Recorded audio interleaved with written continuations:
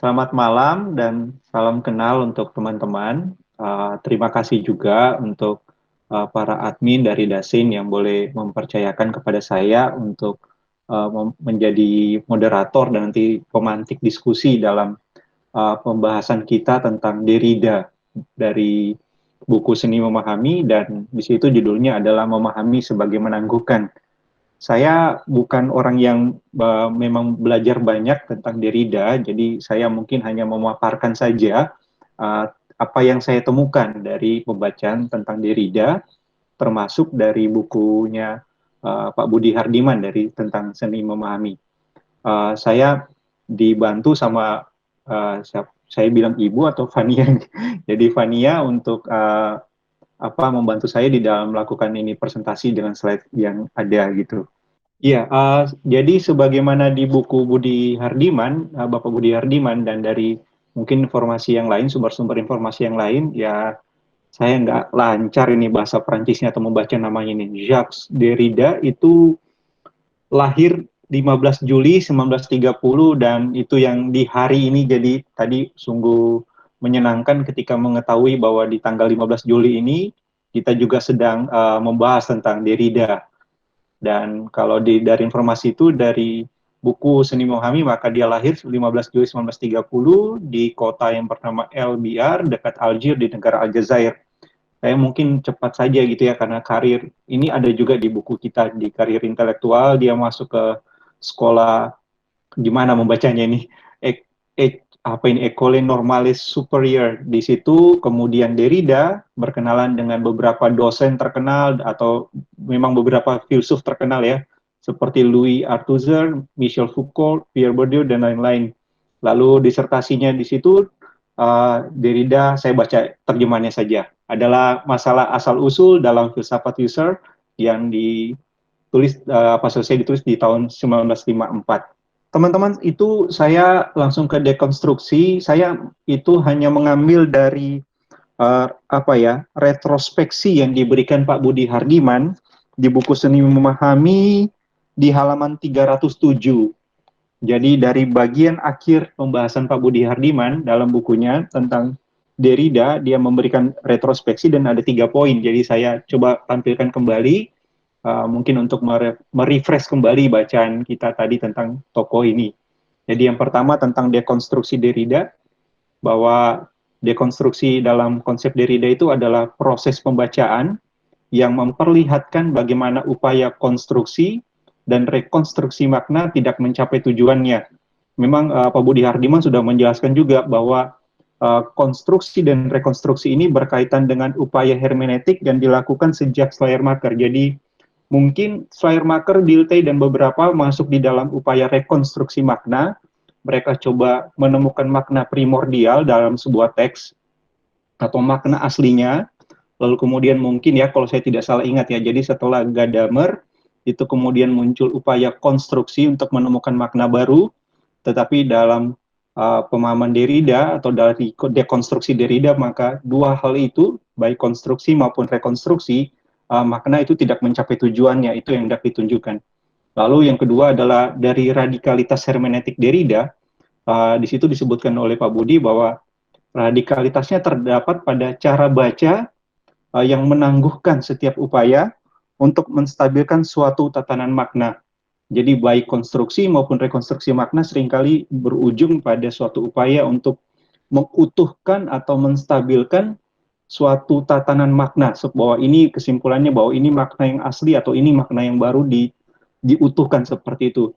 Tetapi itu ternyata dibantah atau ditangguhkan oleh Derrida dengan cara bacanya yang berupa dekonstruksi, dan ini adalah sebuah cara baca yang radikal menurut Pak Budi Hardiman. Yang ketiga, dijelaskan bahwa hermeneutik radikal itu bukan sebuah metode. Jadi tidak ada tahapan-tahapan secara sistematis mungkin ya, atau untuk mengatakan urutan-urutannya, tetapi memang ini adalah sebuah cara baca yang ada dari sebuah proyek untuk mengatasi metafisika barat. Nah, metafisika barat nanti dijelaskan oleh Pak Budi Hardiman, itu berkaitan dengan logosentrisme dan fonosentrisme.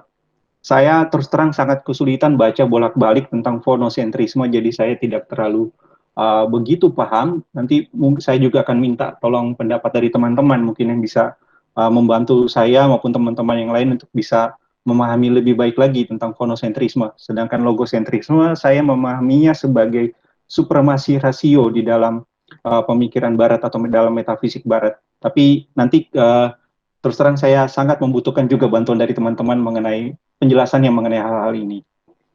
Saya menemukan hal ini bahwa konsep dekonstruksi Derrida itu memiliki relevansi. Paling tidak, saya menemukan dua hal. Yang pertama, konsep dekonstruksi dalam relevansinya dengan teologi postkolonial.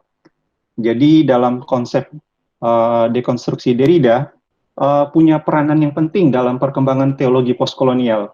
Teologi postkolonial itu adalah kajian teologi yang muncul sebagai koreksi terhadap kecenderungan para teolog Asia dalam menyembah Barat. Ini sebenarnya kata yang agak sedikit mengganggu. Jadi menyembah Barat karena memang seringkali para teolog Asia itu kiblatnya atau pusatnya itu atau tunduk pada teologi Barat. Jadi dan kemudian mencampakkan yang lain saat mengerjakan teologi Kristen.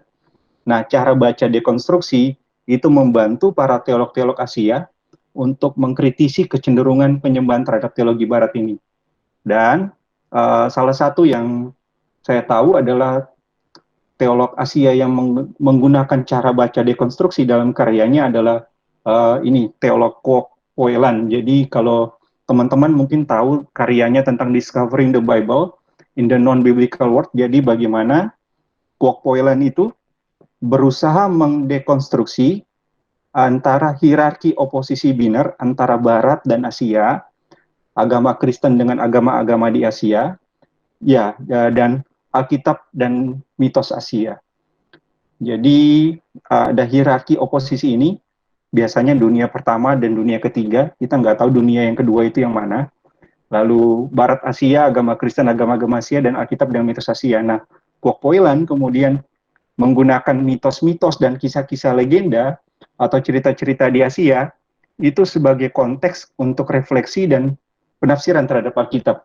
Jadi paling tidak cara baca yang ditawarkan oleh Derrida itu memberikan sumbangsi terhadap perkembangan teologi postkolonial yang kemudian nanti juga memunculkan teologi-teologi kontekstual yang lain dalam perkembangan studi teologi. Yang selanjutnya relevansinya adalah dekonstruksi dan gerakan feminisme. Jadi saya menemukan bahwa gerakan feminisme juga menggunakan dekonstruksi atau cara baca dari Derrida ini di dalam rangka membongkar hierarki oposisi biner laki-laki dan perempuan. Sebab hierarki oposisi biner ini itu mengkonstruksikan penilaian yang tidak baik dan mendukung penindasan terhadap perempuan.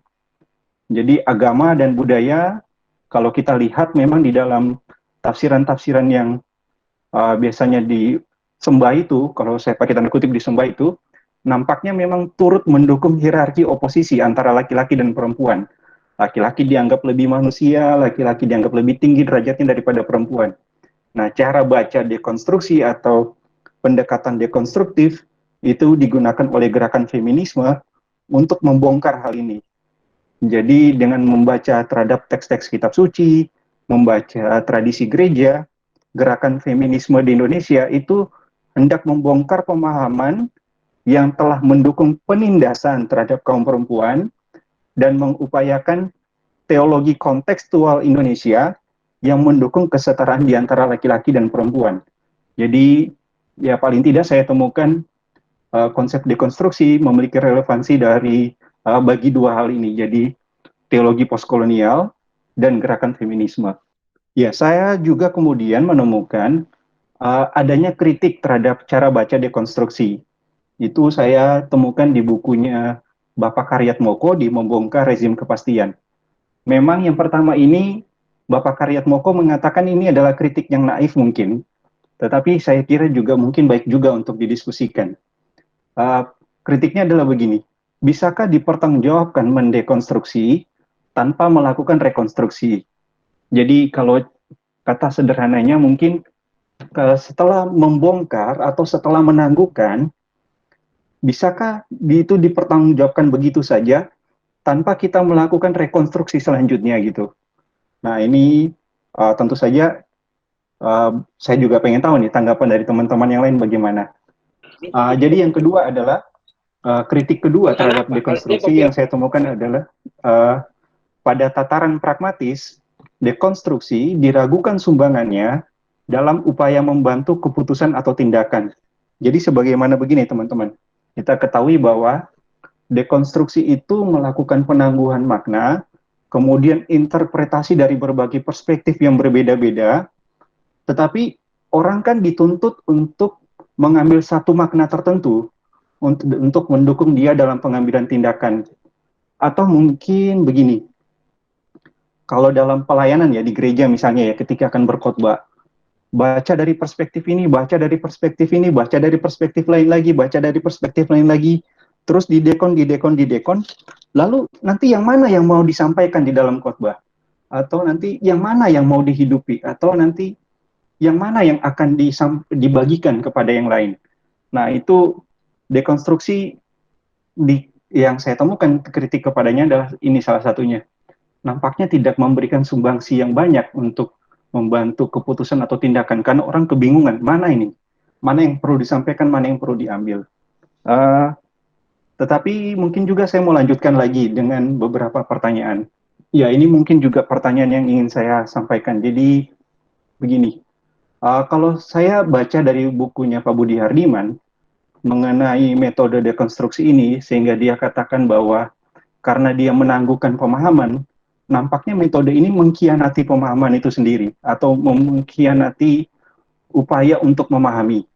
Maka kalau begitu apa sih sebenarnya menurut yang saya kebingungan adalah metode dekonstruksi ini tujuannya apa sih gitu? Apa sih yang ingin dia capai dengan metode ini? Kalau yang lain ingin mencapai pemahaman, tapi yang ini kok mengkhianati pemahaman, maka apa sih yang sebenarnya ingin dia capai? Saya terus terang belum punya jawaban, jadi untuk kali ini, jadi mungkin teman-teman ada yang ingin menanggapi. Yang kedua adalah berkaitan dengan kritik tadi yang kepada dekonstruksi. Bagaimana saya dapat mempertanggungjawabkan makna atau hasil interpretasi saya dalam cara baca saya terhadap sebuah teks. Jadi ada begitu banyak perspektif, suaranya polifoni, maknanya begitu banyak. Lalu ketika saya ambil salah satu, saya bagaimana dapat mempertanggungjawabkannya nih? Karena ada begitu banyak makna yang lain dan bisa begitu berbeda dari yang saya ambil. Lalu bagaimana saya bisa pertanggungjawabkan itu ketika saya membaca sebuah teks? Jadi itu teman-teman yang mungkin bisa saya bagikan. Yang juga mohon tanggapan dari teman-teman supaya saya juga boleh belajar bersama. Ya, jadi terima kasih untuk kesempatan ini. Saya persilahkan kepada para admin. Thank you Kak Mike atas penjelasannya. Ini aku menanggapi pertanyaan pemantiknya Kak Mike. Kan tadi Kak Mike sudah jelaskan dan kita sudah sama-sama baca di buku, Pak Budi sudah meramu lah. Meskipun dalam bukunya ini Pak Budi, aku nggak nangkep makna clear kenapa Pak Budi akhirnya memasukkan si Derrida ke dalam kategori hermeneutik, karena kalau menurutku dia lebih kepada apa ya, yang lebih besar daripada hermeneutik, lebih kepada apa ya, paradigma atau perspektif yang lebih besar gitu loh, bukan sebuah metode. Dan tadi pun Kamek jelaskan dari pembahasan yang retrospeksi halaman 307 bahwa dekonstruksi ini yang disuguhkan atau ditawarkan oleh Derrida ini bukanlah sebuah metode begitu, melainkan yang lebih besar gitu. Jadi kalau ditanya apa tujuan dari metode dekonstruksi ini, kayaknya ini bukan metode begitu. Nah, tapi aku juga jadi bertanya-tanya juga, maksudnya dari dekonstruksi itu nanti aku setuju sih, masih tetap bertanya, tapi tadi menambahkan aja bahwa ini bukan metode gitu. Itu yang pertama sih yang baru bisa aku tanggapi gitu Kak Mike. Ya, terima kasih Ivan. Ya, memang Pak Budi Hardiman juga secara jelas menyebut bahwa memang ini tidak dapat disebut mungkin ya secara tepat tidak dapat disebut sebagai metode gitu, tapi sebagai sebuah peristiwa pembacaan atau cara baca gitu ya terhadap sebuah teks. Nah, menariknya dia tidak berujung pada pemahaman yang utuh atau mungkin sebagai tindakan untuk memahami, tapi saya persilahkan kepada teman-teman yang lain. Saya juga ingin mengetahui tanggapannya. Kak Mike itu ada yang nanya, Oh Victor, iya. Victor, kok ekologi tidak disebutkan sebagai menimba jasa dekonstruksi? Oh iya, terima kasih Mas Victor. Iya, saya tadi hanya menyebutkan dua, jadi tentunya cara baca dekonstruksi juga tentunya bisa memiliki relevansi bagi dari apa bidang-bidang yang lain ya, termasuk mungkin dari ekologi gitu ya. Uh, jadi saya kira itu tentu saja ada, tapi terus terang saya kembali masih sangat tidak terlalu menguasai akan metode ini, apa cara baca ini dan pemikiran tokoh ini. Jadi mungkin ada teman-teman yang lain juga yang bisa membantu di dalam menjelaskan sumbangsi pendekatannya dekonstruksi terhadap ekologi gitu ya. Saya persilahkan. Oke, menanggapi pertanyaan yang nomor kedua, bagaimana Ya. mempertanggungjawabkan makna atau hasil interpretasi cara baca saya terhadap sebuah teks kalau kita memakai apa ini kalau dekonstruksi ya mendekonstruksi teks itu. Ya, Kalau mendekonstruksi. kalau aku baca yang di halaman 287 bahwa teks itu menjadi terbuka untuk interpretasi dari arah manapun. Teks dapat dibaca dalam konteks-konteks yang silih berganti secara arbitrer. Hal ini sama saja dengan mengatakan bahwa makna teks itu selalu ditangguhkan dan tidak dapat diputuskan. Jadi menurutku lebih kepada kontinuitas penghayatan maknanya itu. Jadi kalau sebelum-sebelumnya kan apalagi dari awal kita bahas dari Schleiermacher, Dilthey dan segala macam berasumsi bahwa di dalam teks itu ada kebenaran yang tunggal ditemukan gitu. Kalau Schleiermacher dengan cara melihat kepada si penulisnya, apa tujuannya, bla bla bla, historis dan segala macam. Lalu kalau Dilthey dengan ya kita bedain pendekatan alam dan pendekatan sosial. Tapi kalau ini kenapa titik radikalnya itu adalah berada di yang teks itu punya terlalu banyak makna yang silih terus berganti dan nggak bisa diputuskan dan selalu ditangguhkan dimenangkan oleh si pembacanya itu karena pembaca itu pasti punya konteks dan disitulah menurutku ketika kita bertanya mengenai apa pertanggungjawabannya itu sama seperti kebingungan Pak Budi Hardiman pas dia nulis kesimpulan gitu. Jadi ketika sebelum-sebelumnya kan dia selalu menulis kesimpulan ya. Tapi pas kalau teman-teman baca di halaman 306 Pak Budi itu nulis kesimpulan tapi ya dia bilang bukankah penarikan kesimpulan bertentangan dengan dekonstruksi karena menyimpulkan berarti memutuskan. Jadi ya itu sebenarnya kenapa aku di grup juga aku bilang kan aku suka banget sama Derrida karena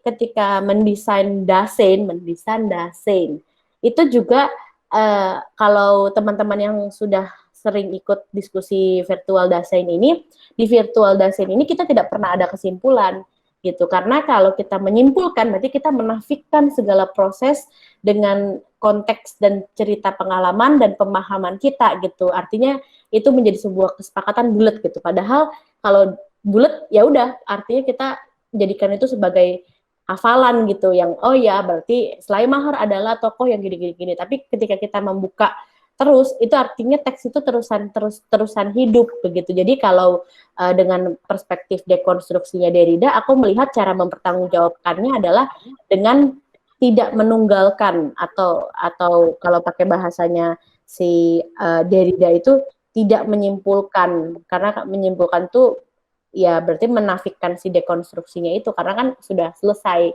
gitu. Nah, tapi pertanyaannya jadinya aku yang tadi mungkin sebelum ini ya slide-nya yang kalau di dekonstruksinya terus ya kapan di rekonstruksinya gitu. Yang pertanyaan yang dari buku memaham Oh rezim iya, kepastian Haryat itu Moko itu ya, Pak Haryat Moko. membongkar rezim kepastian gitu. Itu juga jadi pertanyaanku juga kalau di dekonstruksi terus kapan direkonstruksinya gitu. Itu malah aku jadi tertariknya ke pertanyaan yang itu Kak Mike. Gitu. Dan kalau mau boleh, ya terima kasih Van. Dan kalau boleh melanjutkan yang itu, yang tadi kalau dilanjutkan dengan rekonstruksi, maka dia rekonstruksinya ini seperti apa lagi? Apakah akan ke makna primordial atau ke makna yang baru atau bagaimana lagi? Nah itu masih akan terus berlanjut. Saya persilakan Mika. Tadi Mika ini chat untuk mau menanggapi pertanyaan Mas Victor juga dan pertanyaanku. Silakan Mika. Ya, terima kasih Kak Mike. Yang pertama mengenai tujuan dari dekonstruksi Derrida itu sendiri, saya secara sederhana menangkapnya dari tujuan Derrida itu untuk membebaskan interpretasi akan suatu teks. Jadi memang benar yang dikatakan Fania, tidak ada hal yang absolut, mutlak, dan itu kekal, tidak ada seperti itu. Dan itu berlaku untuk semua, tidak hanya dalam ranah pemahaman hermeneutik saja, melainkan berbagai diskursus-diskursus termasuk juga dalam ekologi yang nanti dibahas. Tapi sebelum masuk ke situ, saya mau menanggapi yang kedua juga. Jadi yang pertama tadi dekonstruksi yang digaungkan Derrida itu diantaranya membebaskan interpretasi akan makna satu teks. Nah, lalu yang kedua ini bagaimana mempertanggungjawabkan hal itu kalau misalnya ada banyak sekali kebenaran. Nah, saya pikir mungkin satu hal yang bisa dipegang ya, entah itu bisa dipegang ataupun tidak, tapi hal yang utama mungkin ya sebagai manusia itu pertanggungjawaban secara moral etis. Ya walaupun akhirnya situasional, lalu dinamis juga dan subjektif sekali. Karena suatu pemahaman tidak bisa serta-merta diterapkan dalam suatu konteks tertentu. Nah, itu agak merepotkan juga. Jadi, mari teman-teman bisa menanggapi tanggapan saya ini juga. Lalu mengenai Kak Victor, dalam secara khusus ya, ini Kak, mengenai teologi kekristenan, supaya mengkerucut ya, dekonstruksi yang digaungkan oleh Derrida ini membuka pemaknaan baru akan teks kitab Kejadian, contohnya, yang sering kita pahami sebagai penuhilah bumi dan kuasailah, itu membuka pemaknaan baru. Mungkin orang-orang fundamentalis menggunakan teks itu juga untuk mengeksploitasi alam. Nah, dengan dekonstruksi Derrida, maka akan ada muncul lagi pemahaman-pemahaman baru yang mungkin saja bahkan berbentrokan dengan pemahaman yang sebelumnya. Dekonstruksi dari Derrida, sumbangsinya terhadap ekologi juga. Seperti itu aja sih Kak Mike, terima kasih banyak. Terima kasih Mika untuk tanggapannya dan juga untuk tanggapan terhadap pertanyaan ekologi tadi. Saya persilahkan tadi, dari Mas Victor, boleh dijelaskan lebih lanjut tentang pertanyaannya. Ya, saya memang tadi kan beberapa hal tadi soal sumbangan dekonstruksi yang biasa dipakai untuk postkolonial, Spivak pakai, lalu yang kedua apalagi feminis ya jelas, karena Spivak juga sekaligus dia feminis ya, Marxis meskipun dia tidak begitu. Belakangan baru dia berani akui kalau dia Marxis. Saya lihat itu potensi untuk ekologi karena memang sebagai model hermeneutik untuk kepentingan ekologi jelas seperti Bastian, cuma kemudian ada satu model yang dipakai pintu masuk untuk model dekonstruksi dipakai ialah masuk melalui itu pembacaan postmodern, karena kalau pakai dihubungkan dengan ini ekologi proses sebagai salah satu bentuk ekologi yang menimba jasa banyak dari model dekonstruksi, karena itu mereka bedakan di situ model dekonstruksi, rekonstruksi juga, itu keduanya ada dalam filsafat proses dan juga ekologi proses. Jadi karena itu ekologi proses juga postmodern. Nah karena itu yang menimba itu jasa dari dekonstruksi. Nah seperti itu. Cuma secara hermeneutik saya kira seperti pintu masuk yang Bastian sudah kasih, karena misalkan pemakaian teks-teks kitab yang tidak pro lingkungan itu kan cenderung memakai terpaut di dalamnya sebuah bentuk metafisika yang absolut soal teks, tunggal soal teks. Lalu sebenarnya legalistik juga karena memakai teks misalnya tafsiran Kejadian 1 ayat 28 itu sebagai barang melegalisir atau mengabsahkan sebuah tindakan yang tidak pro lingkungan, dan karena itu teks-teks semacam itu memang kalau pakai model dekonstruksionis bisa menangguhkan menjadi apa, tapi ada sebuah kepentingan yang memang harus dijawab. Kita harus putuskan bahwa setelah dekonstruksi, untuk kepentingan ekologis harus ada rekonstruksi. Itu yang saya kira ekologi timba. Kalau Drummond dia langsung saja, dia jujur kalau semua model ekologi adalah postmodern, dan karena itu juga dekonstruksionis. Jadi karena ekologi adalah bersifat dekonstruksionis karena dia mengeritik semua premis-premis model hermeneutik yang tidak pro lingkungan. Nah, seperti itu saya kira.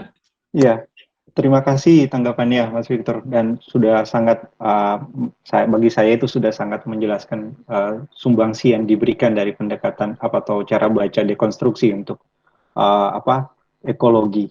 Saya mungkin langsung ke ini, Yusti, silakan. Ya, terima kasih Kak Mike. Saya menanggapi yang pertanyaannya Kak Mike. Kira-kira apa sih tujuannya Derrida ini bikin dekonstruksi gitu? Sementara itu tidak cocok dengan konsep memahami sesuatu. Saya menduga-duga, apakah mungkin ini dipengaruhi oleh latar belakang dari Derrida yang adalah seorang Yahudi, sementara pendahulu-pendahulunya itu adalah Jerman, dan kalau nggak salah Ricoeur yang dari Perancis.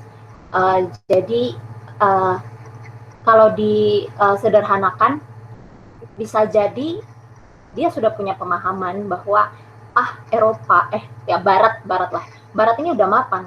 Kalau terus-teruskan dibiarkan mapan, nggak diganggu gitu, ya nanti mereka bisa memiliki segala-galanya. Jadi bisa saja Derrida mau mengganggu kemapanan itu. Terus itu hanya pemikiran saya saja, tapi setidaknya pemikirannya Derrida ini memberikan ruang buat teks atau konteks yang terdiskriminasi atau termarginalisasi oleh karena adanya suatu konteks besar yang telah mapan karena suatu konstruksi atau rekonstruksi. Jadi menurut saya suatu dekonstruksi itu perlu, karena kalau suatu hal terus-terusan dikonstruksikan, direkonstruksi lagi tanpa didekonstruksi, dia menjadi sangat besar, dia menjadi sangat berkuasa, dan dia ketika kekuasaan tidak pernah diganggu, dia akan menguasai banyak hal. Jadi ada baiknya juga ketika sesuatu yang terlalu lama menjadi rezim itu diganggu, kalau menurut saya. Dan menanggapi pertanyaannya Kak Victor tadi, apakah proses menangguhkan itu adalah suatu keputusan atau secara psikologis gitu? Entahlah, tapi mungkin bisa karena keputusan, tapi bisa juga secara tidak sadar. Misalnya begini, ketika saya belum mendapatkan pendidikan feminis, saya melihat teks termarginalkan tentang perempuan itu biasa saja. Saya merasa itu udah oke, karena emang teks itu udah mapan gitu. Nah, tapi ketika saya dicocoki atau dengan sengaja belajar tentang feminis, saya sudah punya view yang baru tentang teks yang termarginalkan itu, lalu kemudian saya membacanya dengan cara yang baru, pengalaman yang baru, dan secara otomatis saya mengambil keputusan untuk mendekonstruksi teks tersebut gitu. Tapi kadang terjadi secara tidak langsung, misalnya karena pengalaman. Misalnya selama ini saya selalu mengalami hal-hal yang baik, karena itu saya yakin bahwa orang baik pasti dibaikin sama Tuhan. Sampai suatu waktu saya mengalami sesuatu yang tidak baik, dan tanpa sengaja itu mendekonstruksi pemikiran saya bahwa oke, Tuhan tidak selalu baik kepada orang yang baik. Jadi dekonstruksi ini menurut saya, apakah setelah didekonstruksi dia kemudian akan membutuhkan rekonstruksi lagi atau harus dikonstruksikan lagi? Menurut saya itu kembali kepada orang yang memiliki pengalaman penangguhan terhadap sesuatu kejadian atau suatu konteks atau konsep yang sudah mapan itu. Begitu aja sih, Kak. Wah, iya. Terima kasih Yusti tanggapannya. Saya mungkin ke Mas Ian nih, silakan Mas Ian. Siap, ya, terima kasih. Kalau saya membaca Derrida ini memang saya kira ini sebuah sikap ya bagi saya. Jadi semacam bentuk kerendahan hati begitu. Karena filsafat Barat itu sendiri kan semenjak masuk era-era modern itu dan barangkali sebelumnya itu terobsesi dengan logos sih. Jadi berupaya untuk menemukan semacam pengetahuan yang bisa mewakili segala sesuatu, satu obat untuk segala penyakit, kira-kira begitu. Dan dekonstruksi ini coba memperlihatkan lubang. Nah, kalau mau dibilang itu sebagai sebuah metode, ya saya setuju itu bukan sebuah metode, karena apa yang dilakukan Derrida sebenarnya dia hanya membaca teks-teks dari para pemikir lain, kemudian mencoba menemukan lubang yang ada di dalam teks-teks itu gitu, sehingga memperlihatkan semacam keterbatasan dari pemikiran-pemikiran yang merasa diri sudah absolut. Sehingga kalau mau dibilang sebuah metode, ya metodenya tergantung konteksnya. Jadi konteks apa, jadi dia bisa melebar ke mana-mana juga, sehingga bisa bercabang dan dikembangkan terus-menerus. Tapi saya kira dekonstruksi ini saya pribadi melihatnya sebagai sebuah kerendahan hati gitu. Dan mungkin penting untuk dimiliki sebagai sebuah dimiliki oleh para ilmuwan. Dan kalau misalnya saya agak gimana ya kalau mau dikontekskan ke dalam jemaat begitu, saya kira perlu juga sikap kerendahan hati ini, karena di dalam jemaat pun kalau kita sudah merasa memiliki satu jawaban untuk segala penyakit, ya kita cenderung imperialis, menjadi orang yang menjajah berbagai pendapat-pendapat yang berbeda dari kita begitu. Nah, kalau ditanya lalu apa sebenarnya pemahaman dari segala sesuatu ini, ya kita tidak tahu. Kalau kita sudah tahu, ya kita sudah jadi Tuhan, bukan lagi manusia. Saya kira begitu ya kalau saya membaca Derrida ini. Terima kasih. Terima kasih Mas Yan. Wah, sudah ditambah lagi sebagai satu kerendahan hati untuk coba menyederhanakan pembacaan ini. Oh iya, ini ada catatan dari admin, kalau boleh mungkin ditampilkan juga mukanya ketika menyampaikan pendapat supaya kami juga boleh mengetahui. Oh iya, setelah Mas Yan, Fania menanggapi Mas Victor dan Yusti, silakan. Kak Mike Iya. dan teman-teman, tadi aku mencoba menanggapi, tadi Yusti bertanya asumsinya Yusti itu loh yang tadi tentang jangan-jangan emang dia mau menggembosi atau menggoncang status quo dari si para pemikir atau orang-orang, tadi Yusti bilang Eropa gitu, orang-orang Barat dengan rezim Barat gitu, dengan ilmu pengetahuannya. Kalau di bukunya, aku mengacu ke buku lagi ya, jadi biar kelihatan aku baca gitu loh guys. Nah, jadi di halaman 284 Pak Budi juga bertanya, apakah dekonstruksi hermeneutik radikal juga bertujuan untuk Verstehen itu sendiri. Oh, ini berkaitan dengan bagaimana si Derrida itu melihat oposisi biner, bahwa selama ini dia mencoba mengisi kekosongan, kalau pakai bahasanya Kak Yan itu, si hermeneutik radikalnya Derrida mempersoalkan yang lebih mendasar lagi identitas tradisi dengan dirinya sendiri, karena menurut Derrida repetisi dan keberlainan hadir bersama-sama dan identitas tidak mungkin murni, sehingga ada dalam sebuah interpretasi atau dari sebuah teks yang dicoba untuk dipahami, selalu ada celah kosong, dan kalau itu dia sampai tidak bisa digoncang karena saking kuatnya, apalagi ditambah dengan ilmu pengetahuan yang terbahasakan lewat teks-teks, dan itu terus menjadi kebenaran yang semakin agung, maka itu nggak sangat jauh dari dekonstruksi, dan itu sangat biasanya tertindas. Jadi di sini ada unsur pembebasan atau ada unsur liberationnya dari pemikirannya si Derrida. Jadi aku kalau tadi pakai bahasanya Yusti, aku setuju gitu, karena dia memang kalau misalkan dilihat di halaman 291, si Derrida itu mencoba untuk melawan metafisika Barat. Nah, dia nggak pakai bahasa istilah-istilah yang sweet atau apa kayak yang puitis gitu kalau katanya Pak Budi, tapi dia justru pakai bahasa linguistis gitu, yaitu logosentrisme dan fonosentrisme. Jadi yang tadi Kak Yan bilang bahwa selama ini juga selalu menekankan pada ilmu pengetahuan atau logos itu. Nah, yang aku jadi tertarik tuh mengenai fonosentrisme itu. Apakah fonosentrisme itu? Kalau logosentrisme mungkin kita semua sudah tahu ya, ini sangat ciri dari metafisika Barat sekali, bahwa segala sesuatu itu harus bisa dimengerti, logos itu menjadi mempunyai tempat sentral dalam pemikiran Barat,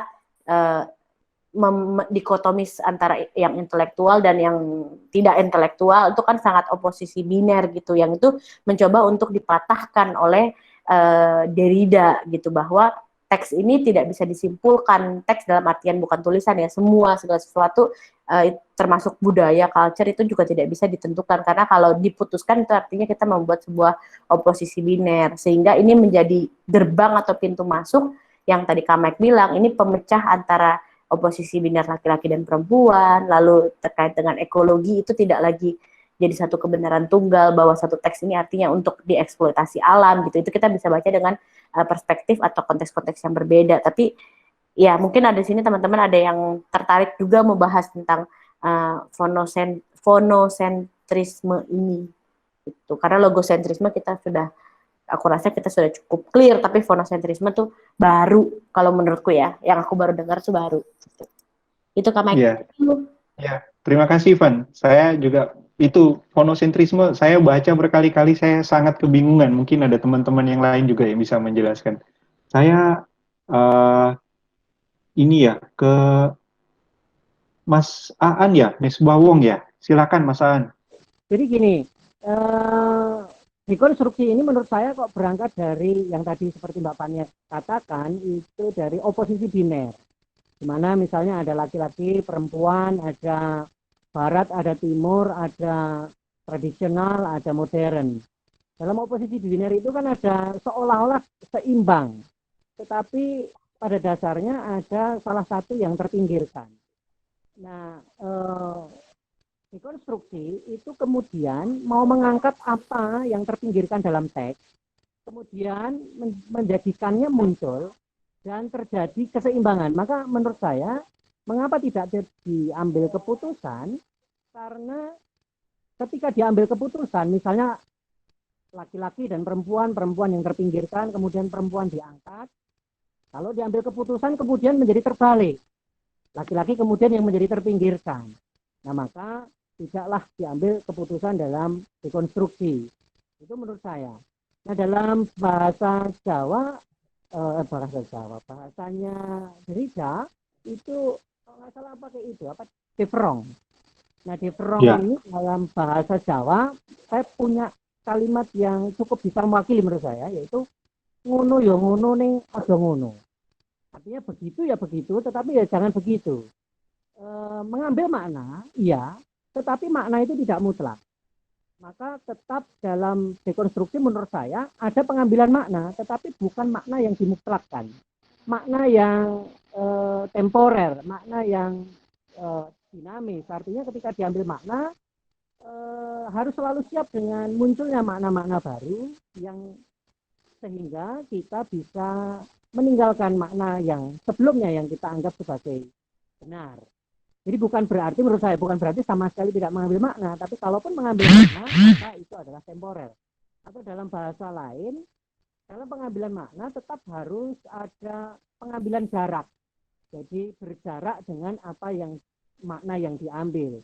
Sehingga tetap bisa membuat penilaian-penilaian kritis, tetap bisa membuka untuk munculnya makna-makna lain yang telah mengintip kalau dari bahasa buku Pak Hardiman. Itu yang pertama. Lalu yang kedua itu dekonstruksi Derrida juga berangkat dari pemikiran bahwa semua adalah teks. Karena kalau sebelumnya ada teks, ada konteks, itu pun adalah oposisi biner. Maka di dekonstruksi itu semua dihilangkan. Semua adalah teks. Jadi teks tidak hanya tulisan, tidak hanya apa yang diamati, tetapi juga teks itu termasuk di dalamnya konteks atau teks-teks lain yang menyertai pembacaan.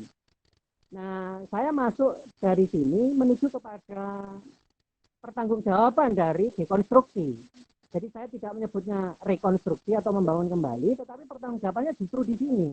Pertanggungjawaban makna yang diambil dari pembacaan teks dengan pendekatan dekonstruksi adalah pembacaan itu berinteraksi atau teks itu tidak hanya yang dibaca tetapi berinteraksi dengan konteks, dengan teks-teks lain yang menyertai. Artinya misalnya kalau tadi dicontohkan soal khotbah, maka pengambilan makna secara dekonstruktif adalah yang pertama, berpihak kepada suara yang terpinggirkan atau suara yang ditenggelamkan melalui kepentingan-kepentingan konteks pada zamannya. Tapi kemudian suara yang terpinggirkan itu kita angkat untuk menemukan keseimbangan yang tadi disebut sebagai devrong atau dalam bahasa Jawa yang saya sebut tadi ngono yang ngono tapi aja ngono ki mau. Dan kemudian apa yang kita dapatkan dari pembacaan itu berinteraksi juga dari pembacaan terhadap konteks-konteks yang ada. Misalnya kalau itu bicara soal khotbah tadi, konteks jemaat, konteks gereja, konteks politik, konteks ekonomi, konteks dan seterusnya. Sehingga disitulah ditemukan nanti pertanggungjawaban. Jadi tidak pengambilan atau dekonstruksi tidak semata-mata itu menjadi relatif atau menjadi tidak jelas apa yang didapatkan dari pembacaan dengan pendekatan dekonstruksi. Yang ketiga tentu saja saya sepakat dengan bahwa model pendekatan dekonstruktif membuat kita menjadi tidak memutlakkan sesuatu sehingga kita terbuka atau menghormati, menghargai pandangan-pandangan atau penemuan-penemuan makna dari berbagai pihak. Sekali lagi tentu saja kemudian kalau tadi Mika pertanggungjawabannya itu soal moral etik, ya, tapi saya melihat pertanggungjawabannya ditambahkan pembacaan itu karena tidak ada semua adalah teks, maka pembacaannya harus berinteraksi teks-teks, yaitu teks, konteks, dan semua yang menyertai pembacaan atau pembaca dalam membaca teks. Itu tanggapan saya. Terima kasih. Terima kasih, Mas An. Apalagi sudah ditambahkan dengan penjelasan dari bahasa Jawanya. Ini sudah sangat kontekstual lagi. Saya kira ada pertanggungjawaban juga di situ. Terima kasih. Oh ya, ini saya panggil Ibu Tea atau Mbak Tea ya? Mbak Tea ya, Mbak Tea silakan untuk menanggapi Yusti. Terima kasih Kak Mike. Panggil saya juga dipanggil Kak ini semua ini. Ini saya cuma sharing maksudnya pemahaman saya karena saya juga mencoba untuk memahami dan secara temporal mengambil kesimpulan dari teorinya Derrida ini. Tadi yang Yusti sampaikan ini juga membuat saya kemudian mulai memahami kata menangguhkan. Menangguhkan itu kan artinya menunda. Sehingga kesimpulan makna itu ditunda. Ditundanya sampai kapan? Ya, entah mungkin sampai hidup individu itu ada di dunia ini. Nah, kemudian yang kedua, saya juga teringat, tapi lupa di bagian mana di buku Pak Budi Hardiman, ada tegangan antara tradisi dan di luar tradisi. Jadi buat saya ketika itu kembali tentang kesimpulan makna, kalaupun makna itu disimpulkan, suatu saat didekonstruksi, ya itu nggak apa-apa begitu. Sehingga karena memang ada tegangan itu antara tradisi dan di luar tradisi, tapi saya lupa tadi itu di bagian mana. Sehingga ketika dekonstruksi itu terus ketika kesimpulan itu pun ada gitu, kesimpulan sementara begitu katakanlah, kesimpulan sementara itu ada, kemudian nanti dekonstruksi itu tidak apa-apa begitu. Itu aja saya sharing yang saya pahami. Terima kasih. Terima kasih Mbak Tea. Mungkin tadi itu maksudnya yang di awal ya, yang perbedaan dengan Gadamer antara Derrida dengan Gadamer. Kalau Gadamer ingin meneguhkan tradisi, justru itu yang dikritik oleh Derrida. Saya mungkin itu tadi yang dimaksud. Saya persilahkan Mas Mordekai. Pertanyaannya sangat jelas nih. Silakan Mas Mordekai. Ya, makasih. Ini cuma pertanyaan saja untuk teman-teman dan tadi juga ada beberapa teman-teman. Mungkin persoalan kita saat ini ialah tentang keputusan. Nah, ada penjelasan dari Pak Budi Hardiman dalam videonya itu di YouTube, langsung di waktu itu di Salihara, komunitas itu Salihara atau nggak salah itu. Dia menjelaskan tentang seorang hakim yang harus ambil keputusan begitu, di mana kedua keadilan itu ditangguhkan di saat itu atau ditegangkan di saat itu, sehingga dia harus ambil keputusan. Tapi toh tetap ada ya juga yang tidak adil seperti itu. Nah, saya ingin bertanya saja, bagaimana dengan itu? Ketika dalam konteks dekonstruksi, itu seperti apa sih? Apakah bagaimana kita harus ambil keputusan gitu? Sementara di sisi lain juga dekonstruksi bagi Derrida itu seperti unlimited, kayak tidak pernah berkesudahan seperti itu ya, tapi tetap harus ada ambil kesimpulan, bukan kesimpulan, harus ambil keputusan seperti itu untuk bagaimana kita menyampaikan makna itu bagi orang lain. Tapi juga hal yang menarik bagi saya tentang Derrida ialah semua yang disampaikan oleh Derrida itu bagi saya itu seperti kritik atas strukturalisme. Jadi semua yang harus terstruktur dan lain sebagainya itu kemudian dikritik oleh Derrida tentang strukturalisme itu sendiri. Nah, itu yang mau saya jelaskan, yang lainnya itu sudah dijelaskan oleh teman-teman sekalian. Dan saya ingin bertanya tentang konteks yang Hakim tadi itu bagaimana, Kang? Terima kasih. Terima kasih, Mas Mordekai. Iya, itu juga jadi salah satu yang disampaikan oleh Pak Haryatmoko ya, bahwa ada keraguan bahwa kalau metode ini dapat memberikan bantuan terhadap untuk mengambil tindakan tadi di slide yang ke-8. Iya, jadi itu juga jadi karena kalau tadi Mas Mordekai bilang, saya jadi ingat itu kayak, jadi kalau dari cara baca dekonstruksi bukan cuma cinta yang tiada bertepi, ini juga maknanya tiada bertepi gitu. Nah, lalu bagaimana untuk mengambil keputusan atau tindakan dan kemudian ini untuk mempertanggungjawabkannya. Ya, saya juga ini, mungkin teman-teman yang lain ya, saya persilakan.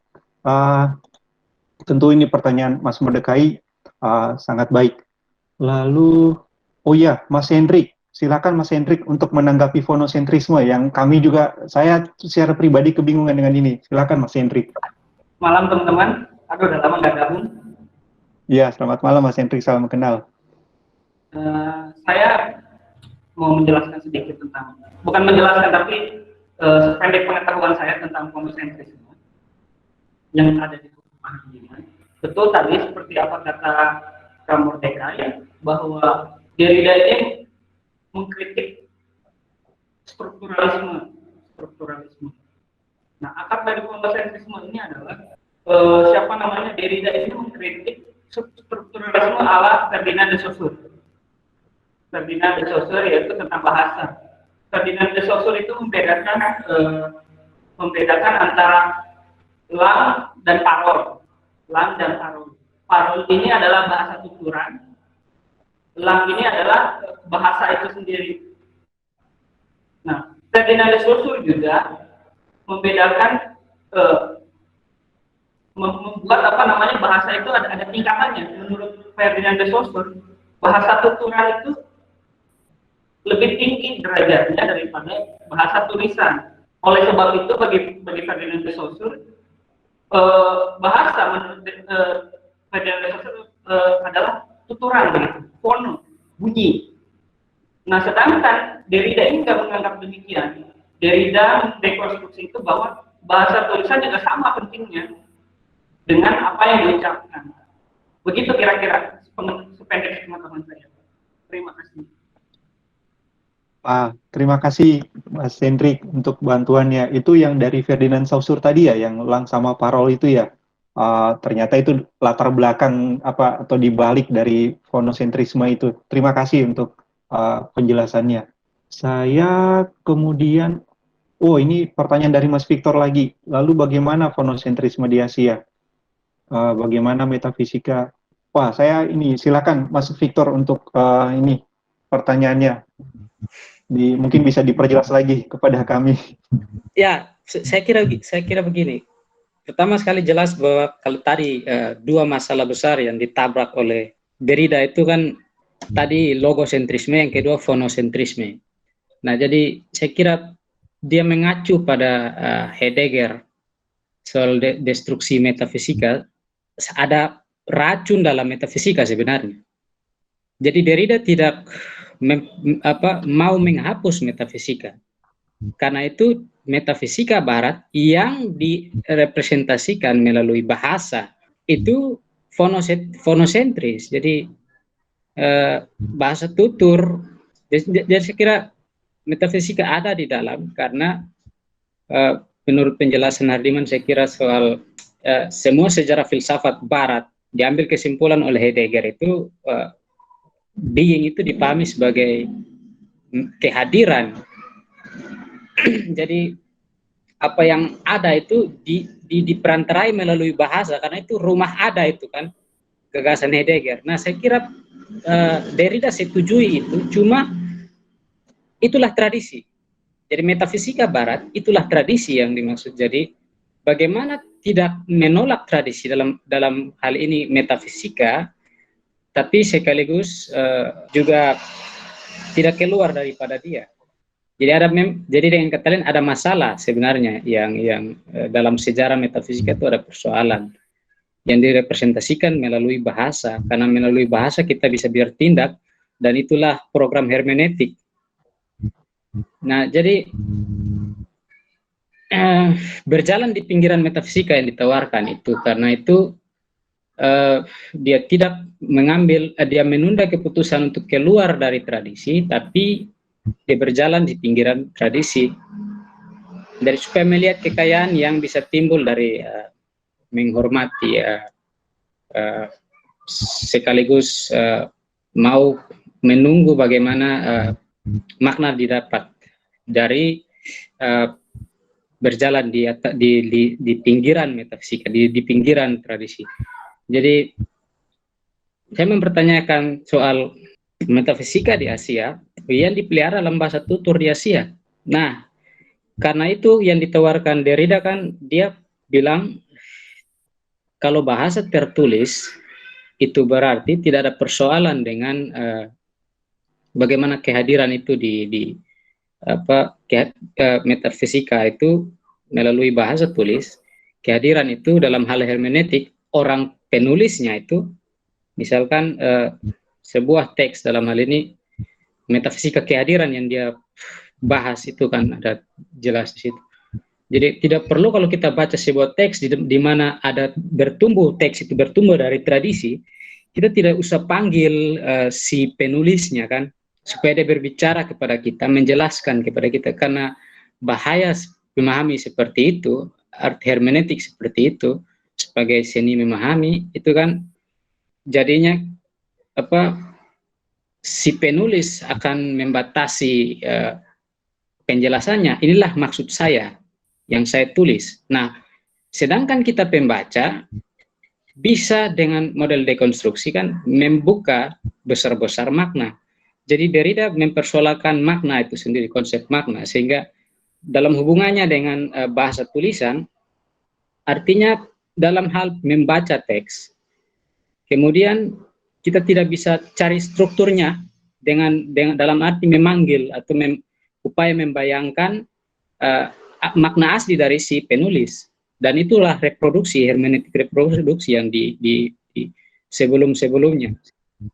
Jadi saya kira itu, tapi belum, saya kira pertanyaan saya itu ini menjadi penting karena persoalan di Asia dan tradisi dan Barat. Karena kalau kita lihat sejarahnya kan Barat cenderung mengeliminasi dan belakangan baru dikumpulkan kembali misalkan mitos-mitos tutur dan lain-lain di Asia. Saya kira itu pertanyaan yang kemudian menjadi pertanyaan saya. Terima kasih. Oh, terima kasih Mas Victor. Iya, itu jadi menarik bagaimana menyikapi kekayaan bahasa tutur di Asia dari perspektif dekonstruksi ini juga ya. Saya persilahkan Mas Yani menanggapi fonosentrisme. Silakan Mas Yan. Ini pas memang bagian yang tadi benar-benar sulit nih. Iya, terima kasih. Ya, jadi memang si Budi Hardiman itu dia menyebut-nyebut tentang Asia ya, yang secara spesifik dia sebut Cina dan Mesir begitu. Nah, dan sebagai kontras bagi konteks tuturan atau fonosentris tadi itu. Jadi tulisan Cina dan Mesir itu, hieroglif itu kita tidak bisa apa ya? Kita tidak bisa, ya ini yang saya pahami ya, kita tidak bisa menelusuri atau menginvestigasi, mencari tahu siapa penutur pertamanya. Karena tulisan-tulisan Cina dan Mesir itu sifatnya simbolik. Jadi dia simbol. Dan sifat simbolik itu membuat tulisan-tulisan Cina dan Mesir itu, atau kalau Mesir hieroglif itu, sifatnya apa? Multi interpretasi gitu. Dan tidak bisa ada orang yang datang bilang makna satu kata, satu huruf begitu, itu ya ini. Nah, perbedaannya dengan bahasa Barat, itu, atau dalam konteks ini bahasa huruf-huruf Latin, kita ini semua pakai huruf Latin kan ya. Jadi huruf A ya tulisnya A begitu. Sementara Cina dan Mesir itu tidak sesederhana itu. Bisa satu huruf itu dia artinya ada puluhan, bahkan mungkin sampai ratusan begitu diartikan gitu. Maknanya sangat berganda. Nah, mudah-mudahan maksud saya bisa ditangkap ya. Saya coba membahasakan lagi apa yang saya pahami tentang fonosentrisme ini. Nah, kenapa si Derrida ini mempersoalkan fonosentrisme? Karena kalau kita bisa menelusuri siapa penuturnya, itu membentuk semacam rezim makna. Jadi kalau misalnya saya berkata bahwa misalnya anjing begitu, mencari tahu apa kata anjing itu, ya tanyakan ke saya karena saya yang bicara itu. Itu maksudnya fonosentris. Nah, kenapa dia mempersoalkan itu? Karena itu menyempitkan makna. Membuat satu kata atau satu kalimat atau bahasa manapun itu terbatas pada satu makna karena sudah dikekang oleh si penutur. Begitu, itu maksudnya sebagai rezim tuturan. Nah, dia membongkar itu. Karena bagi dia tulisan itu harus diputuskan, harus dihentikan dari atau hubungannya dengan si penutur harus diputuskan, harus putus, nggak nyambung lagi gitu kira-kira. Itu ya mungkin ya. Jadi saya kira Derrida maksudnya di situ. Walaupun sebenarnya maksud untuk memutuskan antara hubungan dari penulis dan tulisan itu bukanlah proyek baru.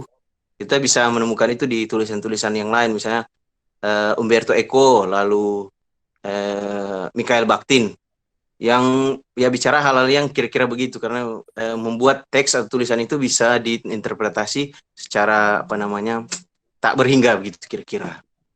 Itu saya kira ya. Lalu mungkin saya bisa menambahkan satu lagi, menanggapi menarik saya kira pertanyaan si Mordecai ya soal hakim itu. Saya kira putusan hakim itu bisa dibaca, bukan dibaca ya, selalu sifatnya dekonstruksional ya. Dia menjadi absolut ketika putusan hakim itu tidak bisa digugat. Kalau putusan hakim itu, jadi mungkin agak berbeda ya cara saya membaca dekonstruksi dengan mungkin teman-teman atau tulisan-tulisan yang lain, yang merasa bahwa seperti tidak ada akhir begitu. Saya melihat dekonstruksi itu sifatnya ada makna tapi terbatas begitu. Jadi putusan hakim dia dibuat dengan berbagai pertimbangan yang sebaik mungkin di satu waktu, tapi di waktu lain itu bisa digugat kalau ada orang yang bisa menemukan celah dari putusan hakim itu. Itu saya kira dekonstruksi. Itu ya. Barangkali itu yang bisa saya sumbangkan untuk diskusi ini. Terima kasih. Terima kasih Mas Yan untuk penjelasannya tentang hieroglif, dan saya sendiri juga untuk dari bahasa Mandarin juga memang itu menarik karena memang itu dari simbol, dan simbolnya pun juga mengalami banyak perubahan dari yang saya tahu. Terima kasih juga untuk tanggapannya buat pertanyaan Mas Mordecai. Nanti dipersilakan kepada Mas Mordecai nanti untuk kalau mau melanjutkan lagi pertanyaan ini untuk bisa dalam diskusi. Saya serahkan ke Mika menanggapi fonosentrisme kaitannya dengan hukum. Nah, ini juga ingin menanggapi Mas Mordecai. Silakan Mika. Iya, terima kasih Kak Mike.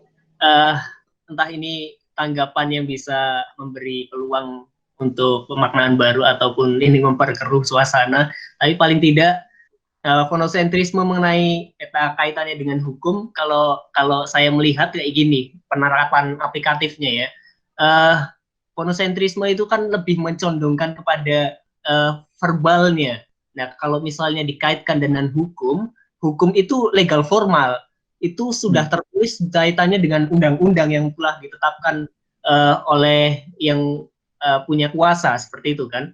Nah, repotnya adalah yang dilegalkan atau ditetapkan secara kaku, itu yang dikritik sama Derrida. Menurutnya orang yang melakukan kejahatan tidak bisa serta-merta dikatakan jahat kalau kita tidak bisa melihat peristiwa empirisnya. Nah, yang menjadi tabrakan adalah peristiwa empiris dengan teks yang disodorkan oleh pengacara ataupun orang-orang yang membela dirinya dalam kasus hukum misalnya. Nah, sehingga kalau misalnya ada suatu peristiwa hukum, tidak hanya dokumen-dokumen saja yang sifatnya teks, karena teks itu bersifat interpretasi. Orang bisa menafsirkan ini maksudnya apa dan multi interpretasi ya. Nah, untuk kasus hukum tentu saja ada tambahan pelengkapnya, yaitu perjumpaan secara eksistensial. Nah, ini yang dikaitkan juga dengan metafisis kehadiran. Karena apa yang tertulis itu bisa diinterpretasi ke dalam banyak hal, tapi hal yang diucapkan pada saat itu juga, pada detik itu juga, itu tuh lebih mewakili apa yang bisa dipahami oleh kedua belah pihak, baik si penutur maupun si pendengar. Nah, ini yang saya rasa Derrida punya peranan penting dalam kaitannya di ponosentrisme, seperti itu. Tradisi para filsuf, mereka tidak biasa menggunakan budaya tulis, melainkan tutur, dan kita tahu juga budaya tutur di kebudayaan kekristenan pada awal-awalnya, karena tutur itu menghadirkan makna yang bisa dipahami pada saat itu juga, baik oleh si penutur maupun si pendengar. Jadi tidak ada lagi misunderstanding seperti yang terjadi ketika kita melihat suatu teks untuk diinterpretasi. Nah, itu yang bisa saya berikan sih. Terima kasih Kak Michael. Terima kasih Nika. Saya persilakan dulu kepada Mas Mordekai. Silakan, ini tadi ada beberapa tanggapan terhadap pertanyaan Mas Mordekai mengenai hakim. Saya persilakan kepada Mas Mordekai. Oke, terima kasih Kak Mike. Terima kasih Kak. Tapi Kak Ian ya tadi, Kak Ian sama Mas Mika untuk penjelasannya. Mungkin ya menyambung tadi Kak Victor, ini bagi saya pribadi, nggak tahu teman-teman yang lain, mungkin kelemahannya ialah dari selain yang tadi mungkin ada beberapa teman-teman sudah sampaikan, bagi saya itu si pembaca itu atau si penafsir itu, karena dia terlalu banyak fokus dengan makna yang kemudian tidak pernahnya, tapi tetap itu ada dalam keputusan si penafsir bagi saya pribadi. Jadi kalau misalnya saya mendapatkan makna saat ini, misalnya seperti tadi Kak Ian bilang hari ini juga, mungkin besoknya saya mendapatkan sesuatu yang lain begitu. Tapi tetap itu tetap berlanjut. Jadi saya pikir tergantung dari kita sendiri atau si penafsir itu. Jadi Derrida tidak terlalu banyak membahas tentang penafsir itu. Saya tidak tahu dalam buku-bukunya yang lain, tapi dari segi yang kita bahas malam ini ialah bagaimana si penafsir itu juga memberikan posisi yang penting begitu untuk mendapatkan makna seperti itu dan lain sebagainya. Itu mungkin dari saya. Terima kasih untuk penjelasannya dan membantu pemikiran kita. Thank you. Terima kasih Mas Mordekai. Oh ya, ini sekalian menanggapi pertanyaan Mas Victor ya. Saya juga memahaminya demikian bahwa apa yang menjadi kelebihan atau kekuatannya dekonstruksi yang membongkar rezim itu juga nampaknya menjadi satu kelemahan mungkin ya, semacam tanda kutip, karena maknanya bisa dilakukan terus-menerus dan seakan tiada bertepi, jadi hari ini bisa berubah. Makanya tadi saya ingin mengajukan pertanyaan yang kedua tadi itu, bagaimana saya bisa mempertanggungjawabkannya.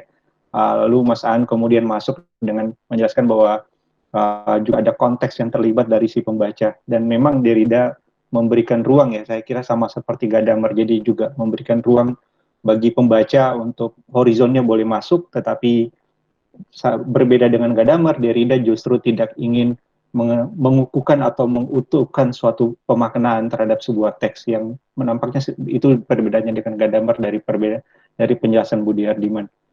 Mungkin Mas Victor bagaimana? Saya persilahkan. Ya pertama saya tanya kelemahan dekonstruksi, tapi yang kedua itu satu hal yang tidak diperlihatkan Hardiman itu.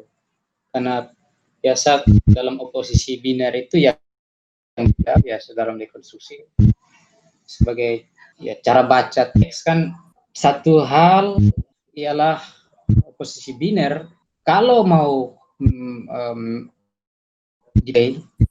atau biasanya oposisi biner itu kan dalam dialektika itu mungkin metodenya untuk menciptakan makna baru dengan dialektika. Tapi bagaimana dialektika punya kelemahan karena dialektika selalu mengasumsikan dua sudut yang berhadapan, seperti Hegel kan menemukan istilah dialektika itu saat dia mabuk di satu bar, lalu mabuk bir, lalu dia lihat situasi di situ dan tiba-tiba dia dengan nada agak besar dia bilang saya menemukan sesuatu yang baru untuk memahami sesuatu dengan cara coba mempertemukan negatif positif secara bagaimana itu apa dari sudut dekonstruksi bagaimana itu ditumbangkan apa yang ada di dalam situ sehingga dialektika itu dia bisa sujud lah pada dekonstruksi. Saya kira itu ada keunggulan dalam dekonstruksi. Terima kasih Mas Victor. Jadi ternyata dialektika itu tadi dari Hegelian ya, seperti yang tadi ditanyakan dalam chat juga disampaikan oleh Mas Mordecai ya, yang menanyakan itu memastikan. Jadi saya sendiri mungkin juga bisa dikoreksi. Jadi saya sendiri memahami bahwa Hegelian atau dialektika Hegelian itu kan memang mungkin yang sederhananya ya, ada tesis, antitesis, dan kemudian nanti di dalam dialektika diharapkan muncul sebuah yang namanya sintesa. Sintesa ini nanti kemudian muncul lagi jadi tesis, nanti muncul lagi antitesis, lalu jadi sintesa. Tapi saya kira memang dekonstruksi justru mengkritik hal seperti ini karena sintesa seakan ingin mengutuhkan makna itu, ingin merangkul semuanya di dalam satu tema besar atau satu narasi universal yang absolut, yang mutlak itu. Tapi justru itu yang ingin dibongkar oleh yang menjadi kritik dari cara baca dekonstruksi oleh Derrida. Nah, karena memang perbedaannya atau maknanya bisa begitu banyak dan tiada bertepi tadi itu. Nah, itu yang sayangnya kalau pakai dialektika Hegelian itu menjadi ditiadakan atau disingkirkan atau mungkin dipinggirkan supaya muncul yang absolut. Tapi justru itu yang dikritik kalau menggunakan cara baca dekonstruksi. Mungkin Mas Mordecai, silakan. Ya, terima kasih, Kak. Saya cuman mau pastikan saja sih tadi, tapi sudah terjawab tadi yang Kak Victor sampaikan. Kalau bagi saya pribadi itu sesuatu yang spiral. Kalau bagi saya, sesuatu yang tidak pernah berkesudahan seperti dalam pendahuluan Pak Budi Hardiman adalah memahami tidak pernah habis-habisnya gitu ya. Selalu ada kontinuitas dan itulah kayak saya pikir perkembangan ilmu pengetahuan ya. Untuk mendapatkan lubang-lubang tadi dalam tanda kutip seperti Kak Ian sampaikan tadi dan saya pikir dalam penutupnya ya dalam bukunya itu dia menjelaskan tentang ternyata betapa penting Schleiermacher yang mengawali segala sesuatu seperti itu. Mungkin sudah ada beberapa tapi ada hal-hal yang selanjutnya dikembangkan. Saya pikir itu proses-proses dekonstruksi terus menerus yang secara tidak sadar juga kita telah melakukan dekonstruksi setiap harinya dan saya pikir itu spiralnya ilmu pengetahuan yang tidak akan pernah habisnya. Mungkin dalam konteks mereka itu bisa sah-sah saja, tapi mungkin dalam konteks saat ini dan seterusnya mungkin itu ya makna yang tidak pernah berkesudahan itu karena yang selalu ditanya-tanyakan dan lain sebagainya. Dan menurutku ini menjadi hal yang menarik karena ternyata dalam kehidupan dari Derrida ini ternyata memberikan kita hal yang sangat mungkin untuk kita mendengar sesuatu yang selama ini diam dan tidak bisa bersuara dan lain sebagainya. Dan saya ada tadi penyampaian dari Kak Victor yang tadi dia menuliskan Hegel menuliskan itu sambil mabuk ya tentang dialektika itu. Nah, saya pikir itu jadi menarik karena itulah dekonstruksi Derrida. Saya pikir karena dia menghargai orang-orang yang seperti itu. Seperti dalam ada buku Pak Budi Hardiman, dia bilang tentang narkoba yang tadi Pak Budi Hardiman jelaskan. Artinya ternyata konsep narkoba itu kita tidak lihat sebagai orang yang kriminal seperti itu, tapi ternyata dia bisa, ada satu buku katanya Pak Budi Hardiman yang itu ditulis oleh orang yang berhalusinasi seperti itu, dan dia bisa menulis buku yang tebal sekali seperti itu.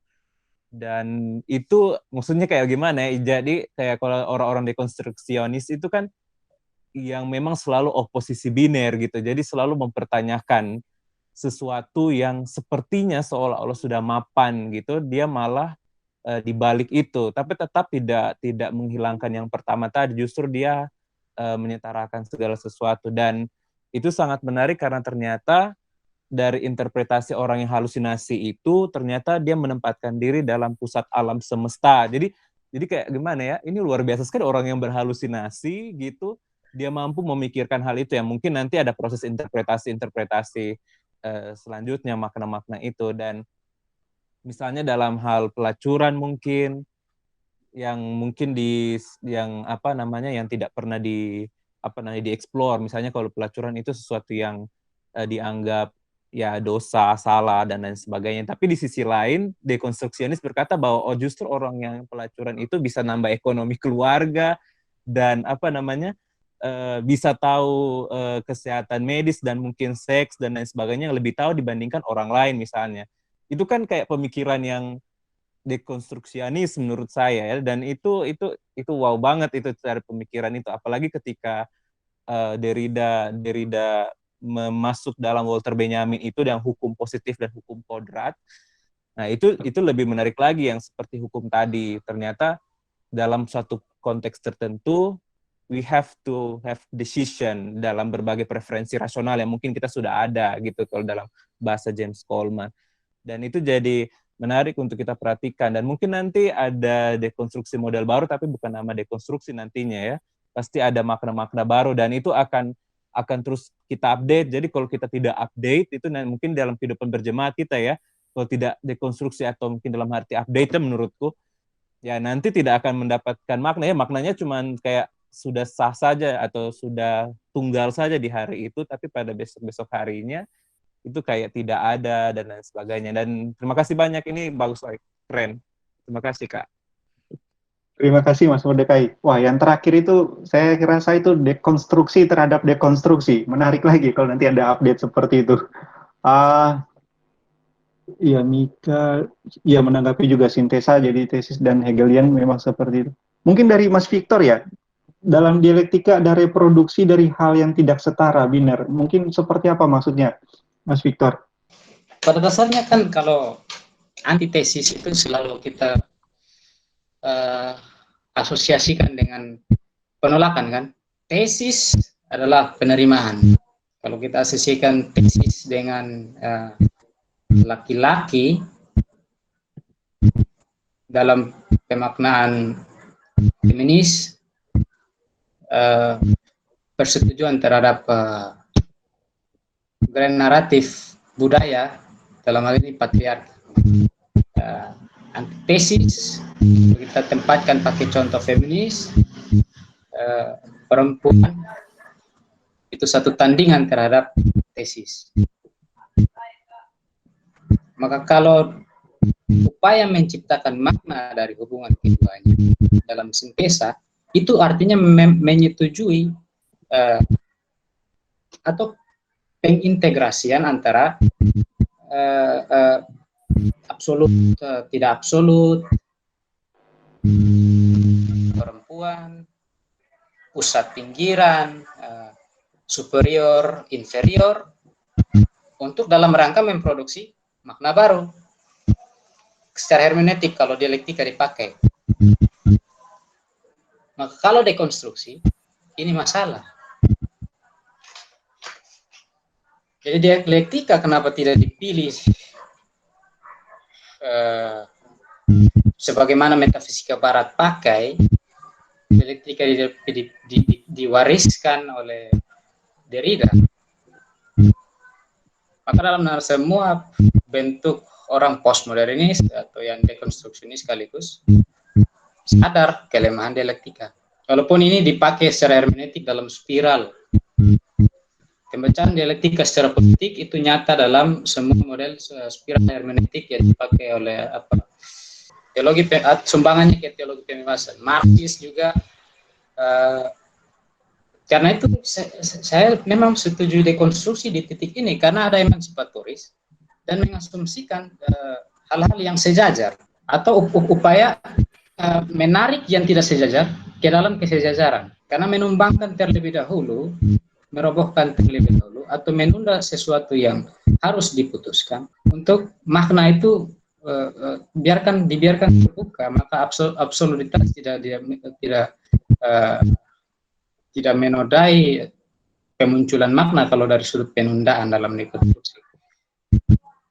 Tapi juga di dalam pembedaan makna itu harus seseorang yang untuk memperoleh makna dia harus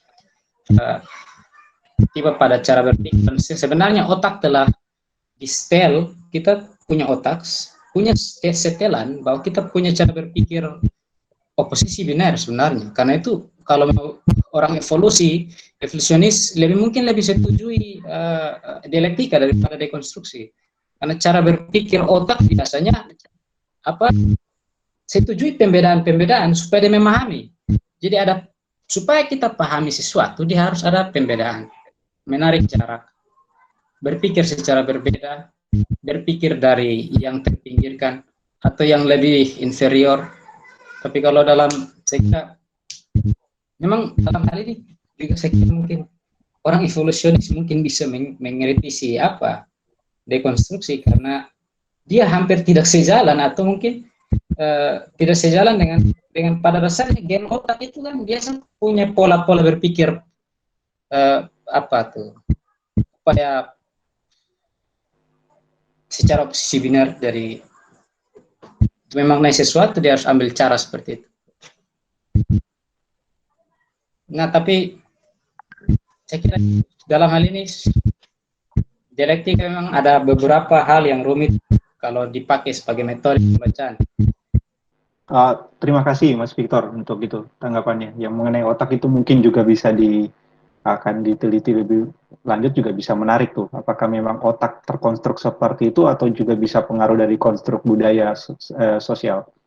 Nah, saya mungkin terakhir saya kepada Mas Mordecai ya, mungkin ya. Karena di sini dia sebutkan falsifikasi. Ini berkaitan dengan Popper kali ya. Karl Popper.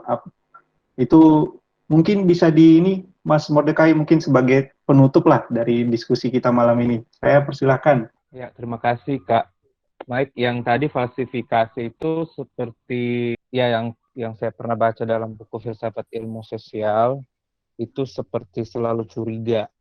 Seperti itu, yang selalu tentang hal-hal pengetahuan sehingga itu berkembang dan lain sebagainya. Tapi yang mungkin saya menanggapi tadi Kak Victor tadi menarik karena saya kemudian berpikir tentang yang dekonstruksi tadi. Jadi kalau kita bicara mengenai laki-laki dan perempuan kan kalau dalam kritik terhadap strukturalisme itu berarti kebanyakan kita kepada laki-laki, misalnya tidak kepada perempuan seperti itu. Nah, kemudian perempuan ini yang akan diangkat seperti itu. Tapi kalau dilihat dari dekonstruksionis itu berarti tidak lagi melihat maksudnya laki-laki dan perempuannya gitu, tapi setaranya. Jadi kalau kita berbicara tentang feminis, bagi saya pribadi, it's not talking about the woman, tapi talking about equality. Jadi jika ada laki-laki yang terpinggirkan, maka equality itu yang akan jadi setara seperti itu. Nah, jadi itu yang saya mau sampaikan. Jadi tidak ada yang kayak kalau misalnya satu dua hal yang atau yang seperti laki-laki dan perempuan. Jadi kedua-duanya tetap kita pegang seperti itu. Itu yang dimaksud oleh dekonstruksi. Jadi tidak tetap menghilangkan itu, misalkan kalau Barat yang tadi, ya oke, dalam konteks Asia kita itu mungkin ada beberapa hal yang berbeda, tapi teori-teorinya mungkin kita belajar dari mereka yang membantu kita mengkonstruksi kehidupan Asia kita. Nah, dari kehidupan yang seperti itu, misalnya ada beberapa dosen-dosen saya juga seperti itu, yang mereka banyak belajar misalnya di Amerika, mungkin teman-teman juga punya dosen yang belajar di sana, Tapi mereka hanya pinjam teori saja, tapi dari praktiknya kebanyakan ternyata AC sudah banyak melakukannya gitu, tapi tidak diteorikan dalam tanda kutip seperti itu. Nah, sehingga itu upaya untuk mencari satu teori itu yang kemudian jadi dekonstruksi untuk konteks Asia kita, yang mungkin tadi mungkin berkaitan dengan itu kali ya, dan sebagainya. Dan saya pikir itu, kalau bagi saya pribadi, oposisi bina bukan berarti misalkan dalam perbedaan-perbedaan kita, ketika kita bertemu sudah ada perbedaan, artinya sudah menjauh darinya, seperti itu. Nah, itu kan kalau dalam konteks-konteks seperti itu menjadi satu hal yang mungkin agak lemah, tapi tidaklah seperti itu dekonstruksionis yang mau melihat. Pokoknya dia mau melihat sesuatu yang seolah-olah itu lama tidak di-explore, kita explore itu demi kebaikan bersama, kurang lebih begitu kayaknya. Makasih, Kak. Terima kasih Mas Mordekai untuk ini. Saya tadi disampaikan oleh admin mungkin sudah sangat malam, mungkin nanti kalau dari teman-teman yang di bagian timur Indonesia ya. Saya persilakan nih kepada admin Dasen. Silakan siapa, Fania atau Mika atau Yusti. Wah, tapi diskusinya tadi masih sangat panjang nih, kalau kita tahan terus ini bisa sampai nanti tengah malam ini, sampai hari ulang tahunnya Derrida selesai, nggak selesai kita pun diskusinya gitu. Ya, terima kasih sekali untuk Kak Mike dan juga yang sudah bersedia menjadi pemantik diskusi yang luar biasa hari ini.